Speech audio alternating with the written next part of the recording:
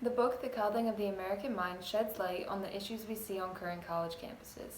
Students are not allowing speakers to present, and professors and students are terrified of being called out by others for something that they say.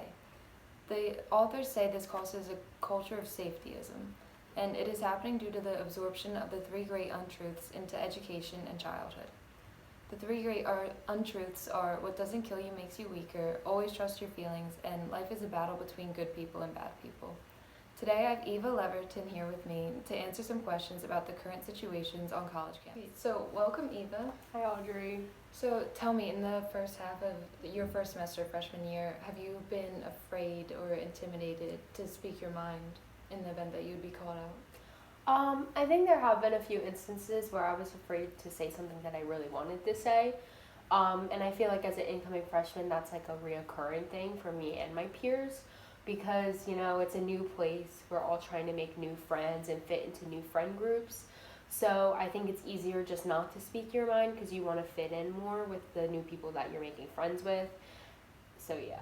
Yeah, so people call others out for something they think offends them, anything with an opposing viewpoint. Have you seen this movement towards safetyism where people protect themselves from opposing viewpoints so far? Yeah, I think I have, especially like on the internet and stuff, you can see that people are more prone to call people out if they say something that offends them or upsets them in any way. So, do you think people are more cautious now about safety, both physical and emotional? I definitely do, especially when it comes to like a parent-child relationship. I feel like parents now are a lot more strict and a lot more worried about their children.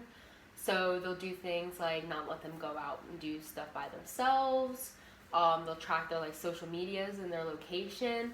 And even though there's evidence that it's gotten a lot safer since in like the past couple decades, parents are a lot more stricter and a lot more scared about what their children are exposed to.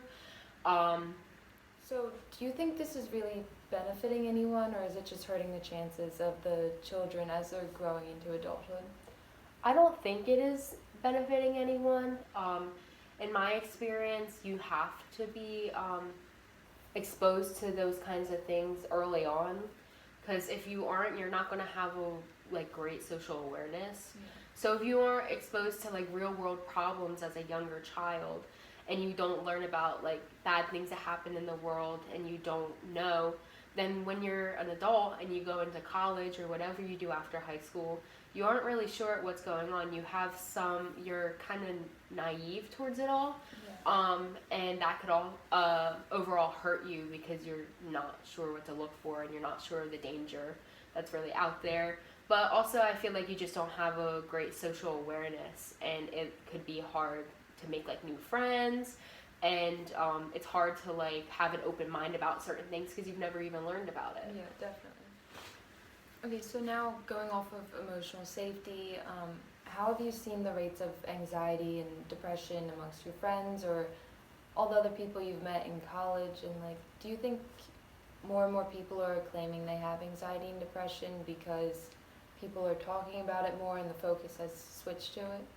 I definitely think people have been talking more about like anxiety and depression and other mental illnesses, because recently there's been less of a stigma towards it than there has been in past years.